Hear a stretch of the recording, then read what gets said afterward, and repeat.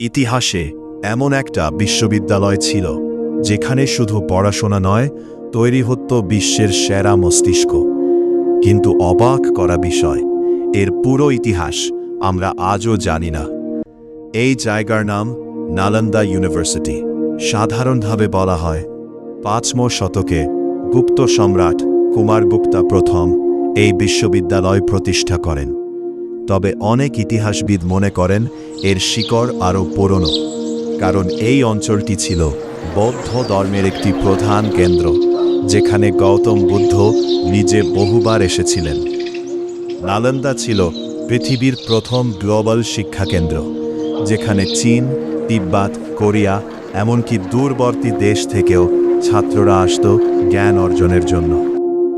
চীনা ভিক্ষু শুয়ানজাং এবং ইজিং তাদের ভ্রমণ কাহিনীতে নালন্দার অসাধারণ শিক্ষা ব্যবস্থা, কঠোর ভর্তি পরীক্ষা এবং প্রতিদিনের দার্শনিক বিতর্কের বিশ্বচারিত বর্ণনা দিয়ে গেছেন। ৫ম শতকে প্রতিষ্ঠিত এই বিশ্ববিদ্যালয়ে পড়ানো হতো বৌদ্ধ দর্শন, গণিত, জ্যোতির্বিজ্ঞান ও চিকিৎসা বিজ্ঞান। এখানে পড়াশোনা, থাকা, খাওয়া সবই ছিল সম্পূর্ণ বিনামূল্যে, যা সেই সময়ের জন্য ছিল অবিশ্বাস্য।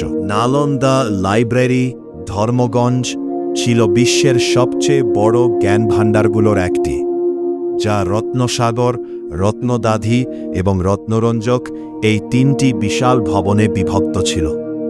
বলা হয় এর একটি ভবন ছিল প্রায় ৯ তলা উঁচু, যেখানে অসংখ্য পাণ্ডুলিপি সংরক্ষিত ছিল, যার অনেকগুলো আজ চিরতরে হারিয়ে গেছে। নালন্দার শিক্ষা ব্যবস্থা ছিল একেবারেই আলাদা। ভর্তি পরীক্ষা ছিল মৌখিক ও যুক্তিভিত্তিক, যেখানে মাত্র ২০% ছাত্রই উত্তীর্ণ হতে পারত। আর শিক্ষকরা শুধু পাঠদান করতেন না, বরং ছাত্রদের যুক্তি দিয়ে চ্যালেঞ্জ করতেন। ছাত্রদের জীবন ছিল কঠোর নিয়মে বাঁধা। ভোরে ধ্যান, তারপর অধ্যয়ন, এরপর বিতর্ক। এখানে শৃঙ্খলা ভঙ্গ করলে সরাসরি বহিষ্কার করা হতো। কিন্তু এই জ্ঞান নগরীর পরিণতি ছিল ভয়াবহ। নেমে আসে এক ভয়াবহ বিপর্যয়। কিন্তু এই সবই আজ অতীত। ভারতের ইতিহাসে এমন এক ঘটনা আছে যা শুধু একটি বিশ্ববিদ্যালয়ের নয়, পুরো জ্ঞানের ভাণ্ডারের ধ্বংসের গল্প। সেটি হল এই নালন্দা বিশ্ববিদ্যালয় ধ্বংস। ১২শ শতকে ভারতের ইতিহাসে এক ভয়ঙ্কর নাম উঠে আসে, বখতিয়ার খিলজি। তিনি ছিলেন এক তুর্কি সেনাপতি, যিনি দ্রুত উত্তর ভারতে নিজের ক্ষমতা বিস্তার করেন। তার সবচেয়ে আলোচিত আক্রমণ ছিল বিহারের বিখ্যাত নালন্দা বিশ্ববিদ্যালয়। ১১৯৩ সালে তুর্কি সেনাপতি বখতিয়ার খিলজি নালন্দা আক্রমণ করেন। তার সেনাবাহিনী হঠাৎ আক্রমণ করে ধ্বংসযজ্ঞ শুরু করে। নিরস্ত্র ভিক্ষু ও শিক্ষার্থীরা প্রাণ বাঁচাতে পালাতে থাকে।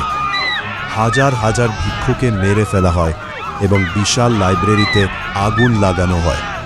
বলা হয় সেই আগুন টানা কয়েক মাস ধরে জ্বলেছিল, যার ফলে অমূল্য জ্ঞান চিরতরে ধ্বংস হয়ে যায়।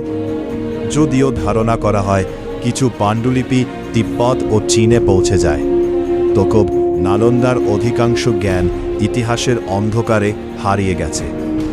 আজও নালন্দার ধ্বংসাবশেষ সেই ভয়াবহ দিনের সাক্ষী হয়ে দাঁড়িয়ে আছে এবং আমাদের মনে করিয়ে দেয়, জ্ঞানকে ধ্বংস করা যায়, কিন্তু তার আলো কখনো নিভে যায় না। আজ নালন্দা শুধু একটি ধ্বংসাবশেষ নয়, এটি ভারতের জ্ঞানের গৌরবময় অতীতের প্রতীক, যেখানে একসময় পুরো পৃথিবী শিখতে আসত।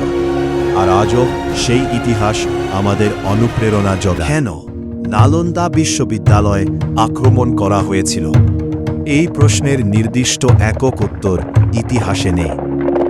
অনেক ইতিহাসবিদ মনে করেন এটি ছিল মূলত ক্ষমতা বিস্তারের একটি অংশ। ১২শ শতকের তুর্কি সেনাপতি বখতিয়ার খিলজি দ্রুত নিজের শাসন প্রতিষ্ঠা করতে চেয়েছিলেন। আর সেই সময় বড় বড় শিক্ষা কেন্দ্রগুলো ছিল জ্ঞান ও প্রভাবের প্রতীক। কিছু মত অনুযায়ী নালন্দার বিশাল সম্পদ ও সমৃদ্ধ লাইব্রেরিও আক্রমণের একটি কারণ হতে পারে। আবার অন্যদের মতে ধর্মীয় ও সাংস্কৃতিক পার্থক্য এই সংঘর্ষে ভূমিকা রেখেছিল।